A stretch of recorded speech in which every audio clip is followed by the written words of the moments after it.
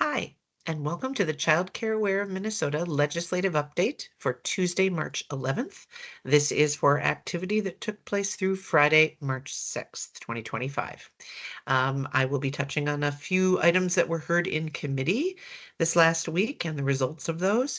I will also talk a bit about what's coming on the horizon and an update on the budget forecast. If you're interested in learning more about any of the bills I will talk about or have a look at other bills that may have been introduced in the last week, those are on our bill tracker.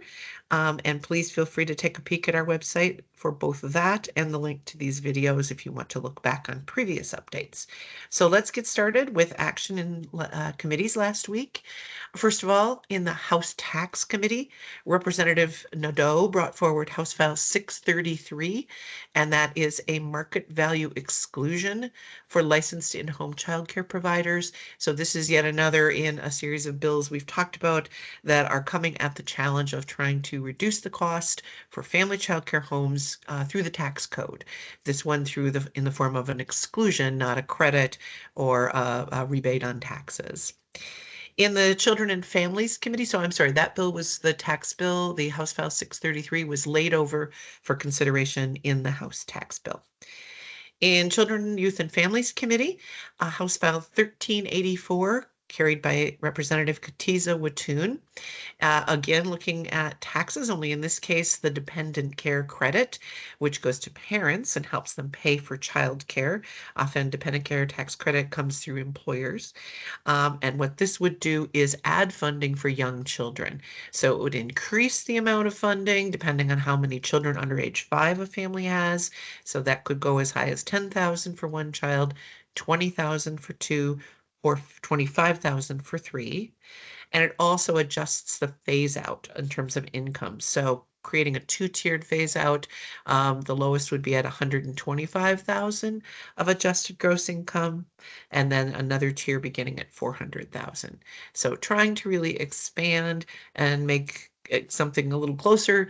That dependent care tax credit has not really been adjusted in a long time, and we all know the cost of childcare has grown a lot more than that. So that bill was also heard in, like I say, Children, Youth, and Families, and it was sent along to the House Tax Committee.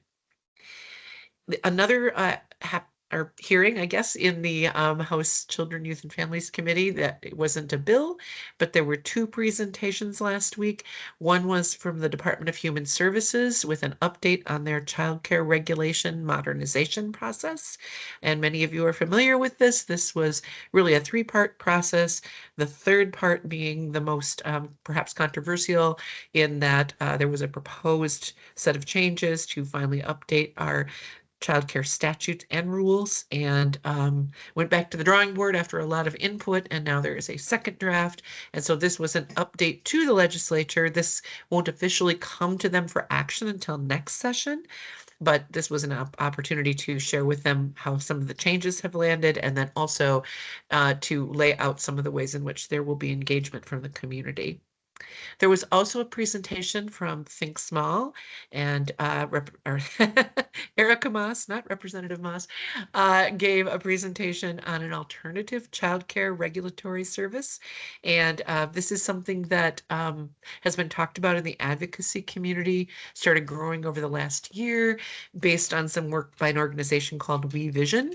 And it's coming at the question of regulation more through the question of, can we look harder at who the professionals are, how they are licensed, or have them be licensed as opposed to the setting, and really put the onus on professionals and not so much on the more traditional regulatory process. So lots of conversation in the coming year around how to get our arms around that question of monitoring, regulating our childcare system.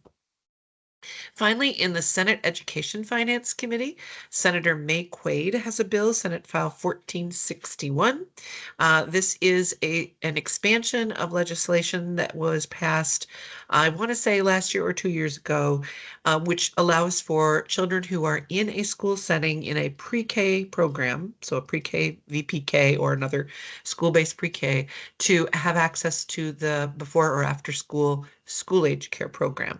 So that did pass and has been made a practice. However, there was not language to expand that same offering to children with disabilities who might need wraparound care. So that's what this bill would accomplish, again, based on children who are already enrolled and participating at a school have access, as pre-K children with disabilities have access to those programs.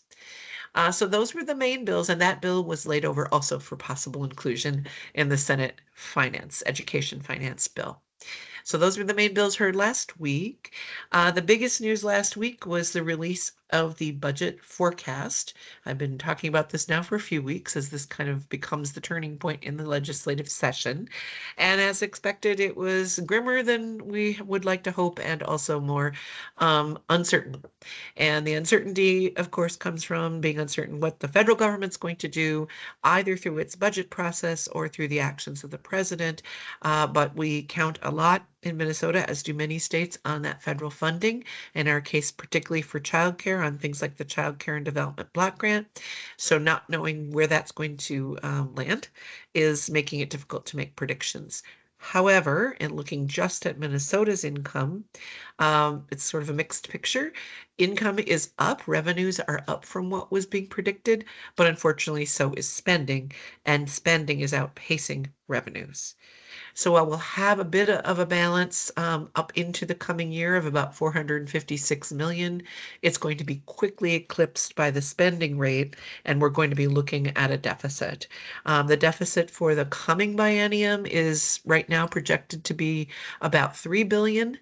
And after that, if nothing is done, it could grow to be as large as 5.1 or almost 6 billion the following 2 years. So there will have to be something done this session to kind of quell some of that spending. And I think from a very practical standpoint, what that means for all of us is it's going to be difficult to see new spending approved.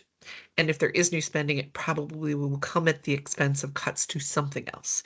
So we'll keep our eye on that, of course, and report that here. The next 4 weeks are really focused then on getting bills heard.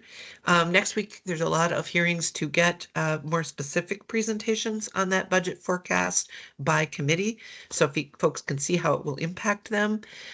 And then by Friday, April 4th, all bills have to be heard in both bodies. They have combined the first two deadlines.